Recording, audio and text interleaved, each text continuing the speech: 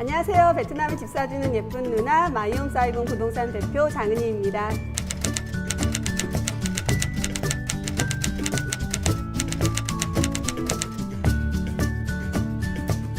네, 요즘 베트남 부동산 투자 열풍이라고 해도 과언이 아닌데요. 그동안 베트남 부동산에 대해서 궁금해하셨던 모든 것을 A부터 Z까지 오늘 자세하게 설명드리겠습니다.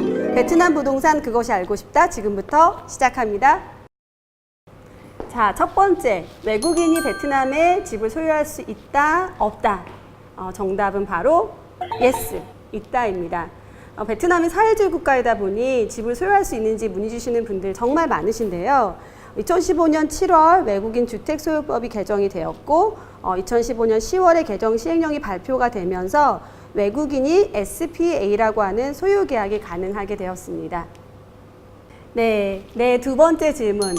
비자가 있어야만 베트남에 집을 살 수 있다? 정답은 바로 NO입니다. 주택소유법 개정문상에 보면 베트남 이민국의 입국도장이 날인된 여권을 소지한 자, 비자 기간에 대한 제한은 없습니다. 그래서 무비자로도 부동산 취득은 가능하십니다. 자, 세 번째 질문. 그러면 외국인은 모든 토지나 주택을 구입할 수 있을까요? 정답은 바로 NO입니다.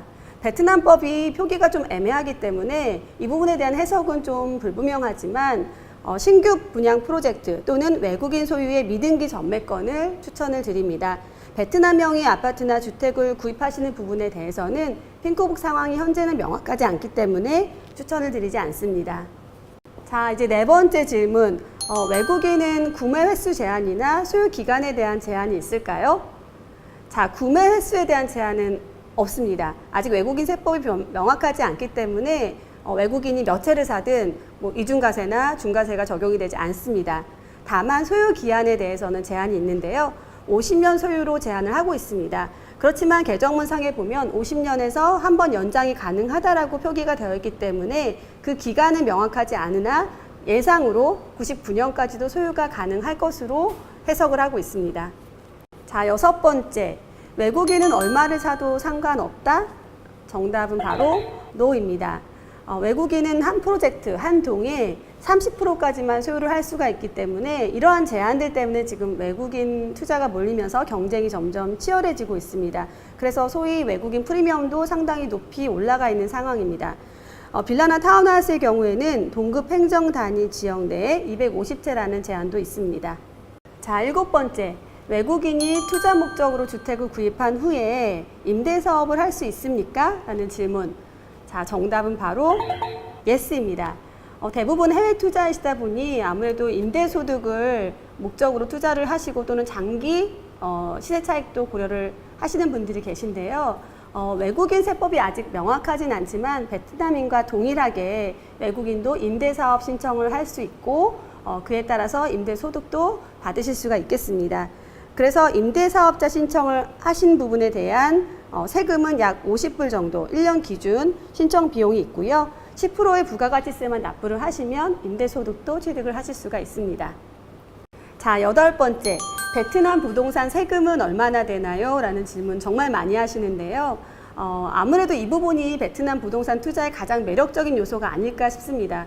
지금 한국의 워낙 부동산 세금 비중이 높다 보니 해외 투자를 고려하실 때 특히 베트남의 세법이나 세율이 좋은 부분을 장점으로 많이 생각을 하시는데요. 이 부분은 매도시와 매수시 크게 두 가지로 나누어서 설명을 드리겠습니다. 네, 첫 번째 부동산 취득 시의 세금입니다. 등록세가 0.5%, 한국과 같은 부동산 취득세는 별도로 없습니다. 그다음에 부가가치세는 집을 구입하실 때 내야 하는 VAT 기준의 10%입니다. 신규 분양의 경우에는 분양 계약 시 분양가에 포함이 되어져 있거나 별도의 10%의 세금이 있으십니다.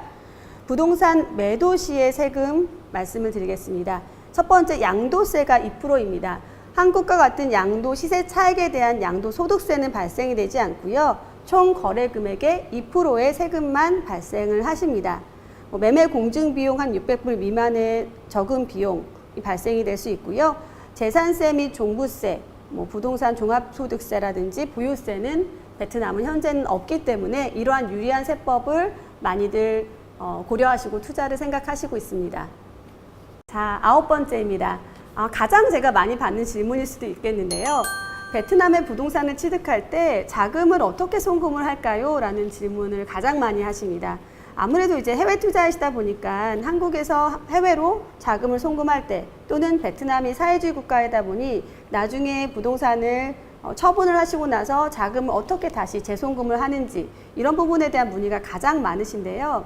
현재는 베트남 부동산을 취득을 하실 때 국세청을 통해서 정식으로 해외 부동산 취득 신고를 하실 수가 있습니다. 이제 그럴 경우에 관련된 서류를 제출을 하시고 취득 신고 절차를 완료를 하시면 거래은행을 통해서 합법적으로 취득 자금을 송금을 하실 수 있고 향후에 매도를 하시더라도 매도 자금을 100% 다시 한국으로 재송금하실 수가 있습니다.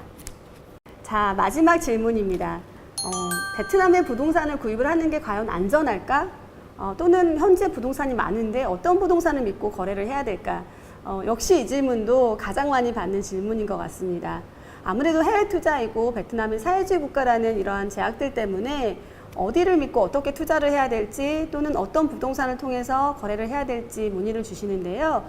현재 부동산을 선택을 하실 때에는 아무래도 많은 분양이라든지 임대라든지 이런 경험들을 가지고 있는 부동산을 선택하시는 것이 좋고요. 또 한 가지 프로젝트를 추천을 하기보다는 다양한 정보들을 객관적으로 줄 수 있는 부동산 거래를 추천을 드리겠습니다.